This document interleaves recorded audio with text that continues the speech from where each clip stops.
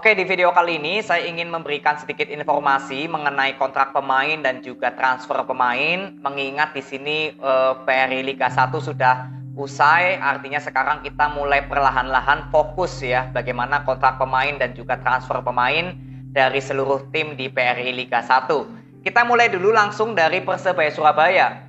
Persebaya Surabaya secara resmi kemarin sudah kehilangan Rizky Ridho dan Koko Ari. Artinya dua pemain kunci dari Persebaya Surabaya ya. Ini sudah nggak berseragam Persebaya. Jadi yang saya harapkan Persebaya Surabaya di jeda transfer ini bisa mendatangkan pemain sebagai penggantinya Rizky Ridho dan juga Koko Ari yang kualitasnya sama atau bisa lebih baik lagi lah dari Koko Ari dan Rizky Ridho itu lebih bagus. Lalu Persebaya Surabaya juga resmi mendatangkan Bruno Moreira ya. Ini pemain yang juga sempat berseragam Persebaya di musim lalu. Dan memang kalau saya lihat Bruno ini kan pemain sayap kiri ya, yang sering ditaruh di sayap kiri. Secara permainan cukup bagus, visinya bagus, skill individunya bagus. Lalu saya kira untuk proses adaptasi Bruno dengan permainan Persebaya nggak terlalu banyak masalah. Karena kan Coach Aji Santoso masih menangani Persebaya. Jadi saya kira proses adaptasi dari Bruno dengan skema permainan Coach Aji nggak terlalu banyak masalah. Tapi yang saya bisa dapatkan ya sesuai dari analisa saya untuk Bruno di musim lalu, Bruno ini kan bermain di sayap kiri. Nah ini Bruno seringkali bermainnya sedikit melebar, yang artinya jarang sekali melakukan intercept ke area kotak penalti musuh. Ini juga sempat mendapatkan kritikan ya dari Coach Aji Santoso yang menginginkan Bruno lebih banyak untuk berani masuk gitu ke area kotak penalti musuh. Jadi ini yang saya ingin lihat juga untuk Bruno. Semoga sudah ada perkembangan yang lebih baik lagi di musim depan nanti ya berseragam Persebaya. Yang saya harapkan ya lebih berani lagi untuk sering masuk melakukan intercept ke dalam area kotak penalti musuh ya, nggak bermain melebar banget.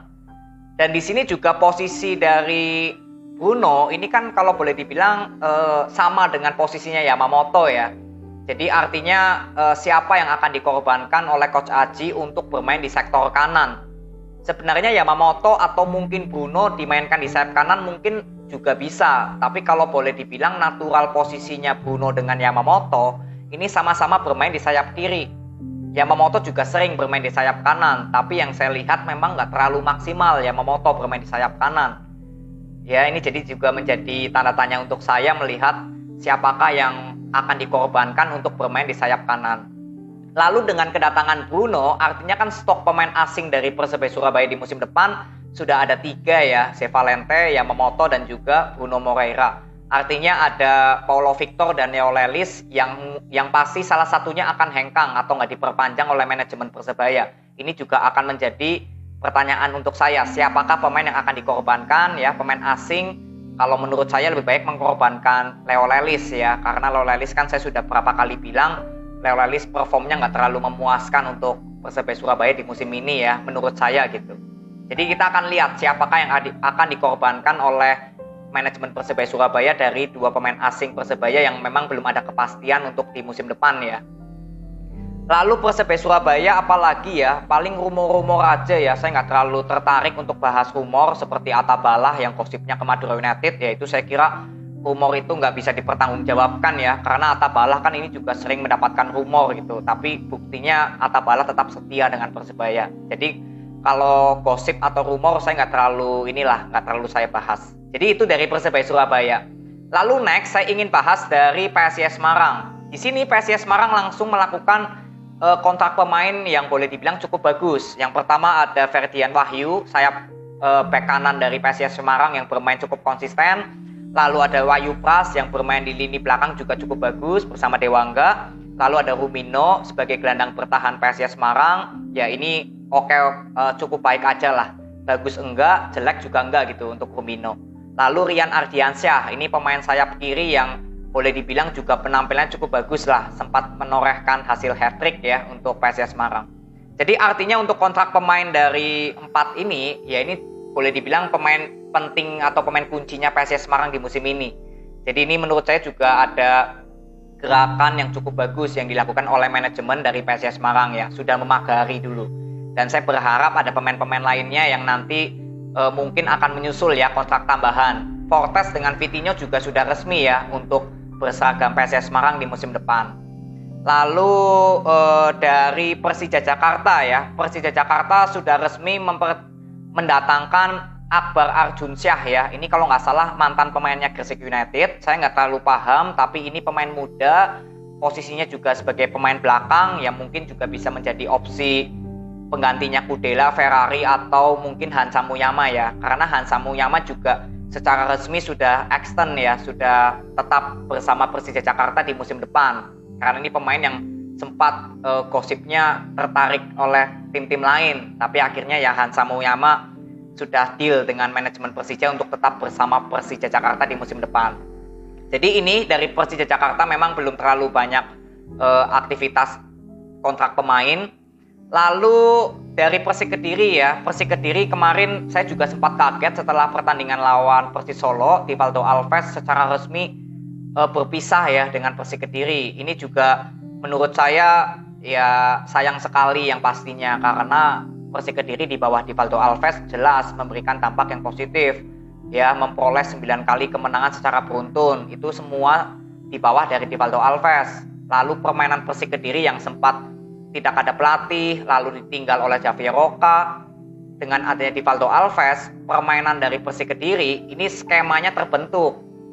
Jadi Rivaldo Alves menurut saya memang pelatih yang cukup tepat sebenarnya untuk Persik Kediri. Tapi apa boleh buat, tidak ada kesepakatan mungkin mengenai gaji atau mengenai hal lainnya.